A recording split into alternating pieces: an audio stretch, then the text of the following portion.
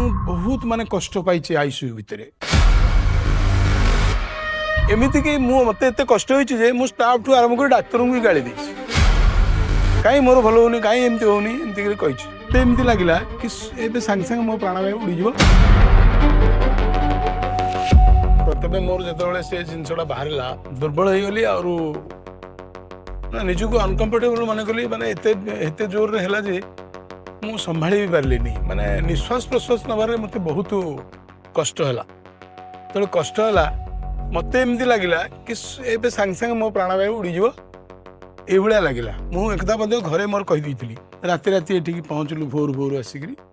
भोर भोर पहुँचला ये आईसीयू एडमिशन है से जो 13 दिनटा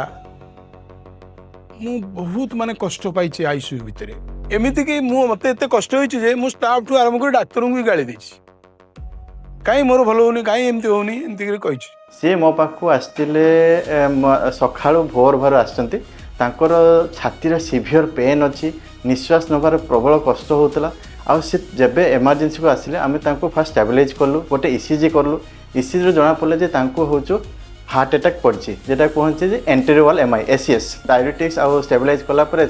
तुरंत आम कैथ लैब नहीं कैथ लैब नहीं कि आम कौन कलु ना एंजियोग्राफी कलु एंजियोग्राफी कलापर आमको जना पड़ा जे एलईडी जेटा सबुठू मेन आर्टरी जेटा आम हार्ट रे सेठी 95% ब्लॉकेज थिला ता सहित एलसीएक्स आउ गोटे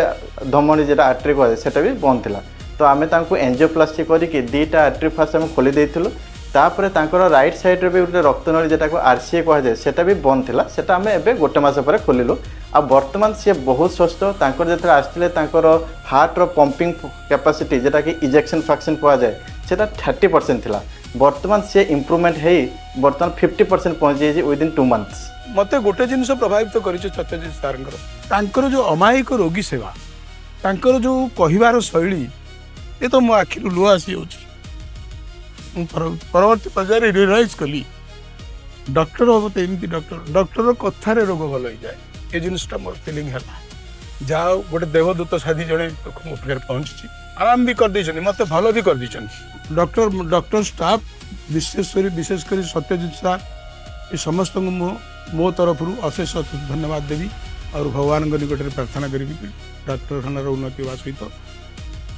डॉक्टर सार भी उन्नति बेसिकली दरकार थिला रेस्पिरेटरी सपोर्ट से आम देलु बाइकअप जेटा कि गोटे बहुत important non invasive respiratory support ता सहित जो मेडिकेशन जमी डायबिटिक्स देलु ता सहित सबुठ इंपोर्टेंट थिला जे आमर एठी थिबा एडवांस कैथ लैब तुरंत आम कैथ लैब को लेकिन एंजियोग्राफी करके एंजियोप्लास्टी